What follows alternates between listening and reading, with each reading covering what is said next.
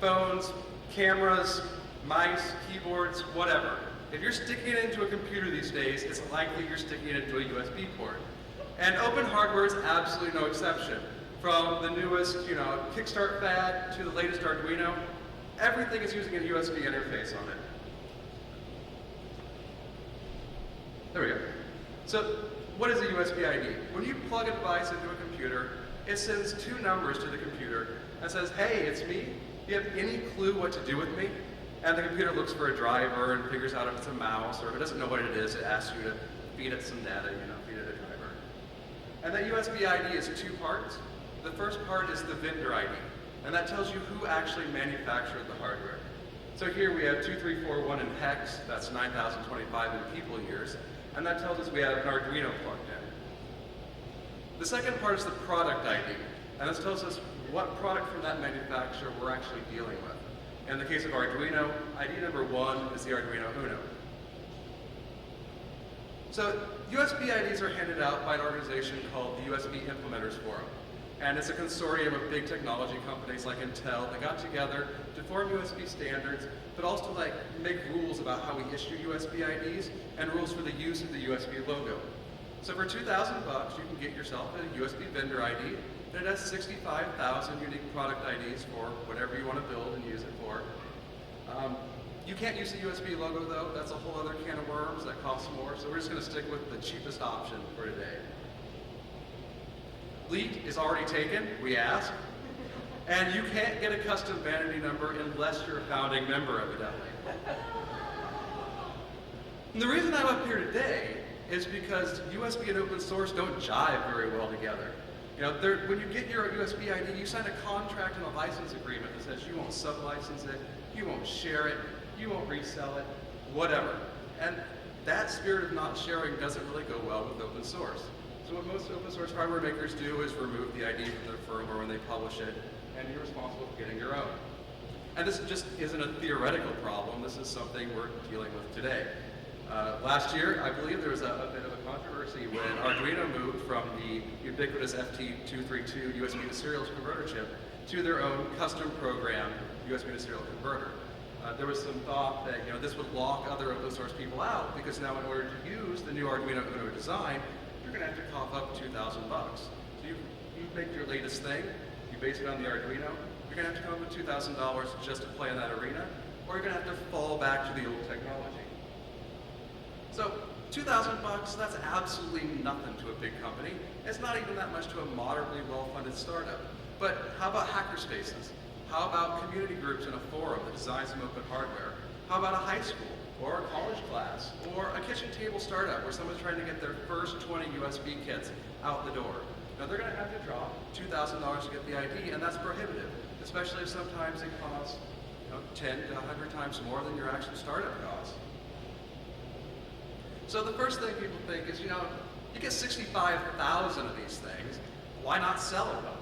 Well, first, the USB Implementers Forum is very specific. It's completely against their license and they don't allow it, and you'll have to sign a contract to get an ID.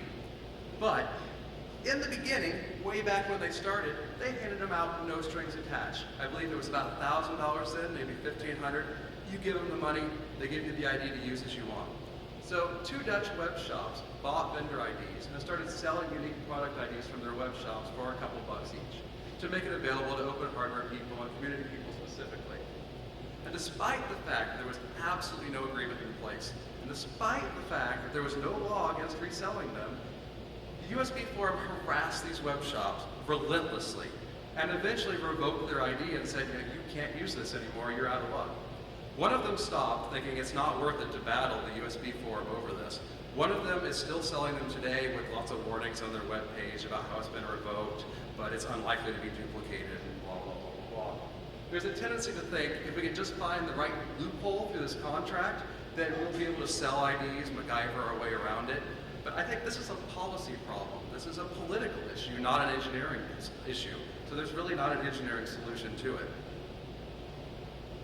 A sort of gray area of USB IDs is to squatter range. When the USB Implementers Forum takes away the Dutch IDs, the Dutch guys' IDs, or when a company goes bankrupt or an ID is abandoned, the Implementers Forum can't resell that because it's been tainted. people run the risk of getting duplicate numbers. So it's open source hardware can swap that range. They can pick a number in an abandoned range and start selling products with it. But it's not exactly professional, though you do see it a lot in cheap electronics. This is sort of the approach the OpenMoko smartphone people took. This is recent news. Maybe some of you have heard of this. The company dissolved, and they left their USB ID to the community. And now the community is issuing IDs and reserving them for open source licensed products on their wiki. Supposedly, there's no law to prevent this yet, but they don't have any authorization, any agreement with the Implementers Forum, and I would imagine the Implementers Forum would say, no, you technically shouldn't do that. This may be fine for testing, and maybe fine for open source projects, but it's not very professional, and if you dare to sell something with one of these, I'm sure the Implementers Forum would eventually come after you for it. When the Arduino Uno came out, there was the controversy that it now locked people out of doing open source with the latest hardware. And a common solution that was suggested was to use a chip like an FT232 from the old Arduino that already comes with a USB ID. And I think this solution is a fail for two reasons. First, it relegates open hardware to like second-class citizen status, where you have to use a certain sort of thing to get your design done because of stupid political reasons. And second, it puts us in, it makes us rely on a black box. We don't know what's in it, we don't know what software was running, and that seems completely contrary to the idea of open hardware. There's one legit way to get an ID without shelling out $2,000, and that's to sub-license one from an authorized hardware manufacturer. The USB Implementers Forum will let some hardware manufacturers issue IDs for use exclusively with their own manufactured silicon. There's not a loophole out there if you're thinking that. And Microchip is one example. You can get a USB ID to use with their PIC microcontrollers, and that's good for your first run of 10,000 units. FTDI, the maker of the chip that was in the original Arduino, will give you a block of 8 to use however you want as long as they're used in their chips. Now, I'm a geek, and I want to have engineering solutions to everything, but I'm afraid the potential solutions to the USB problem are all political or policy related.